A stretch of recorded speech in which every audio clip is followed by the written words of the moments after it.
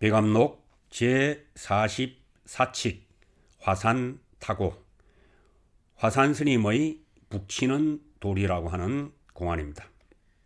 화산선사는 당대 말 5대의 선성이신 무온 화상을 가리킵니다.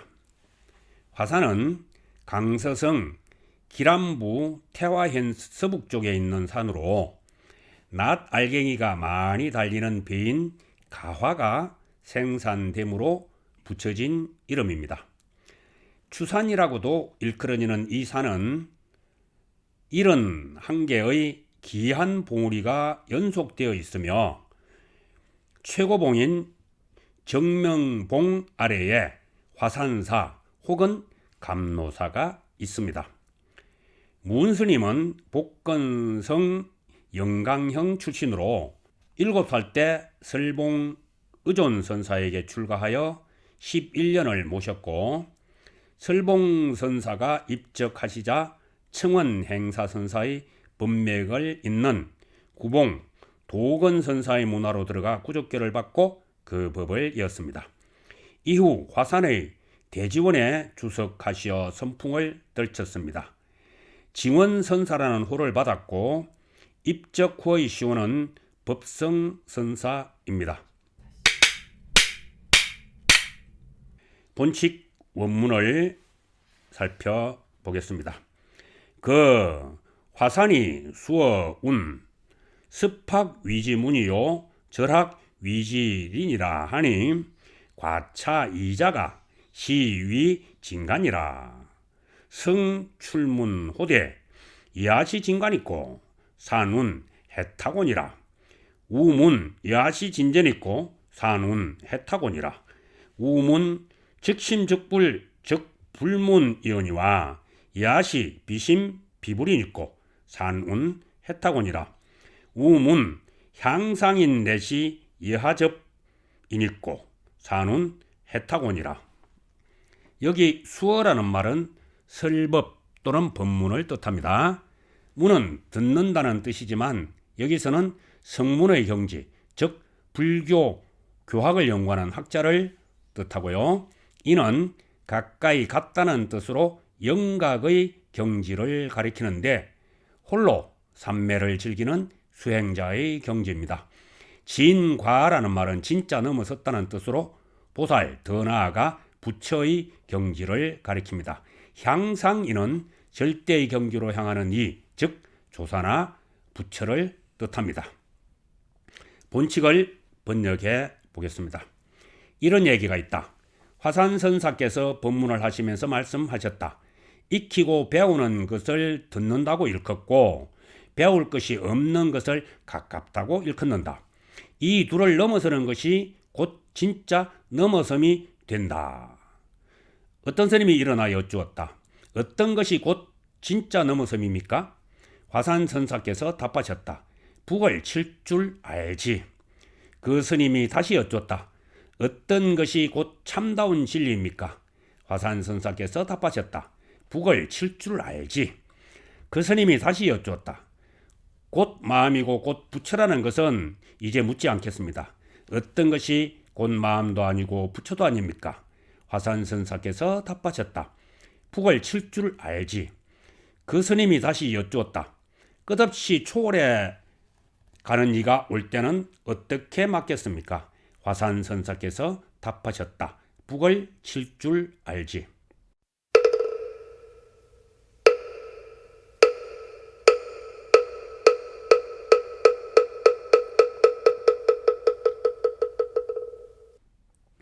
본칙을 풀이해 보겠습니다.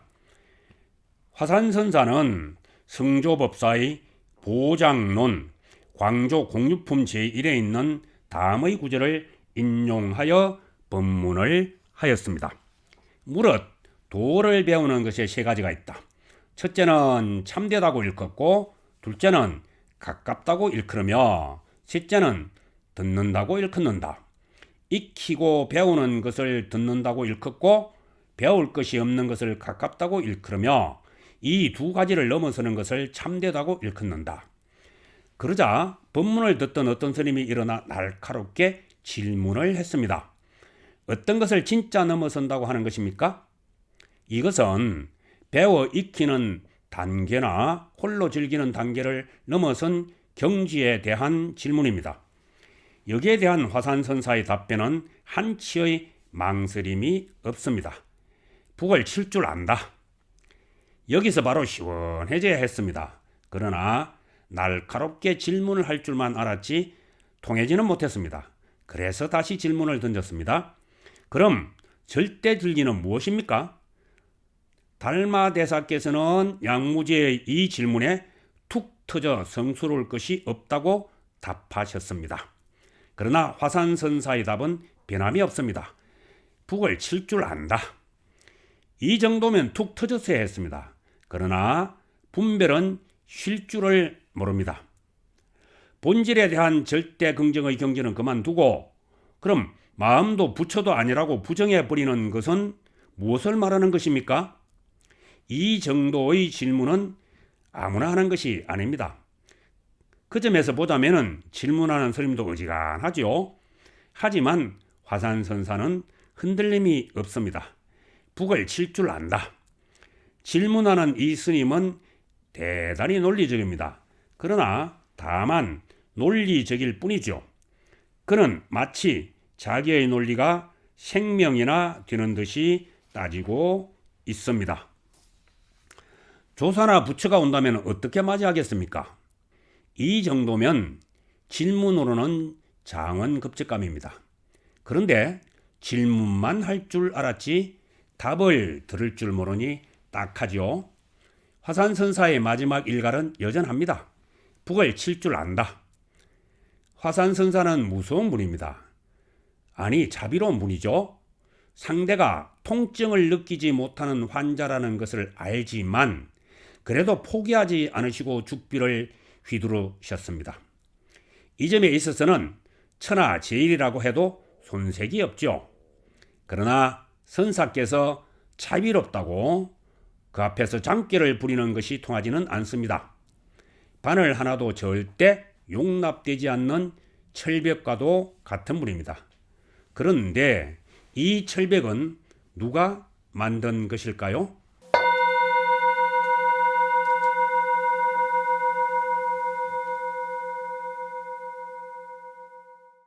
송원문을 보겠습니다. 1. 예석이요 2. 반토로다. 발기수시 청군노라 상골로사 정공구나 쟁사 화산 해타고리요 보군지하노니 막막노하라 첨자 첨에 고자곤이라. 여기 예석은 연자방아를 돌리다는 뜻입니다. 이것은 마조선사의 법제자인 귀종 지상화상으로부터 비롯된 얘기입니다. 귀종선사가 어느 날 전 대중을 소집하여 연자방아를 찍으라고 하였습니다. 귀종선사가 선원을 통솔하는 책임자인 윤화에게 물었습니다. 어디를 가시나? 윤화가 답했습니다. 연자방아를 돌리러 갑니다. 귀종선사가 말씀하셨습니다. 연자방아는 자네 마음대로 돌리지만 중심축은 움직이지 않도록 하게. 다음 반토라는 말은 흙을 옮기다는 뜻인데 원주 목평산에 주성하셨던 선도화상의 고사에서 가져온 것입니다. 선도화상은 새로운 승객에게 꼭 세짐의 흙을 운반시켜 시험을 했다고 합니다. 선도화상은 개송에서 동산의 길은 좁고 서산은 낮다. 새 벗이여 세짐을 사행하지 말라. 그대 길에서 오래 머물러 밝고 밝음 깨닫지 못해 미혹하구나고 하였습니다. 기라는 말은 여러 가지 장치이며 발기는 여러 가지 장치를 다 활용한다는 뜻입니다. 규는 30근이고 1000규는 30000근의 무게입니다. 노라는 말은 활 가운데 연속으로 쏠 수 있는 장치를 갖춘 것을 뜻합니다. 상골노사란 상골산, 즉 설봉산의 노스님이란 뜻으로 화산스님의 스승인 설봉선사를 가리킵니다. 곤구라는 말은 나무로 만든 공인데 설봉선사께서는 나무공 3개를 가지고 있다가 그것을 굴려서 찾아오는 이들을 시험했다고 합니다. 현사스님이 왔을 때도 공셋을 굴렸는데 현사스님은 공을 보지도 않고 베란간 칼을 뽑아 설봉선사를 베는 신용을 하였습니다. 이에 설봉선사께서 현사스님의 선기를 높이 샀다고 합니다. 망노라는 단어는 멋대로 노략질하다 또는 함부로 대하다의 뜻입니다. 송을 번역해 보겠습니다.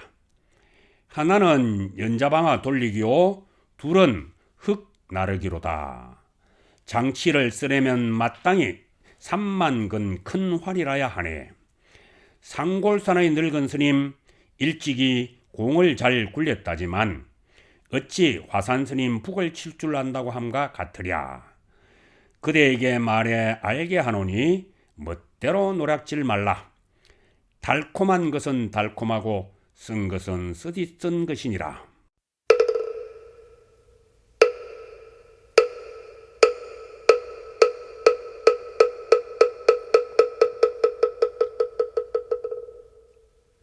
풀이해 보도록 하겠습니다. 귀종선사께서 연자방아는 마음대로 돌리되 중심축이 움직이지 않게 하라는 도리와 선도화상께서 흙을 3번 옮기게 하면서 직접 밝고 맑은 도리를 깨닫게 하려는 뜻을 꿰뚫어야 합니다. 그런 말과 그런 행위만 흉내내는 것은 아무 소용이 없습니다. 상대의 그릇을 가려내려면 어설프게 굴어서는 안 됩니다. 상대로 하여금 연속적으로 날아가는 화살을 피할 수 있는 솜씨가 있는 줄을 알려면 가벼운 활로서는 어림도 없죠. 3만근 정도의 활은 되어야 하겠죠. 마찬가지로 선지식의 의중을 꿰뚫으려면 잔재주로는 어림도 없습니다.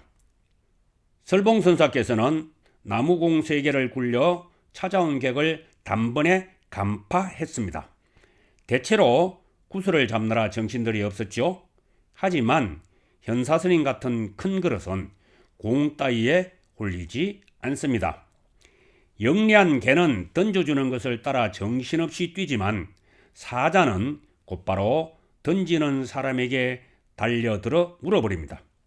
설봉선사의 공굴림도 뛰어났지만 제자 화산선사의 북 칠 줄 안다고 한 솜씨는 한 수 위입니다. 화산선사는 그야말로 잔재주를 부릴 틈을 주지 않는 철옹성이죠. 이 성을 공략할 솜씨가 없다면 아직 공부가 멀었습니다. 화산선사가 북 칠 줄을 안다고 한 것은 함부로 노략질하듯 대할 수 있는 경지가 아닙니다. 이러쿵저러쿵 말장난을 해서는 안 됩니다. 단 것은 달고 쓴 것은 쓰다는 것을 스스로 알아야 비로소 화산선사의 북채를 손에 넣을 수 있을 것입니다. 아차, 화산선사의 북채를 손에 넣어서 어디에 쓴다는 말인가요?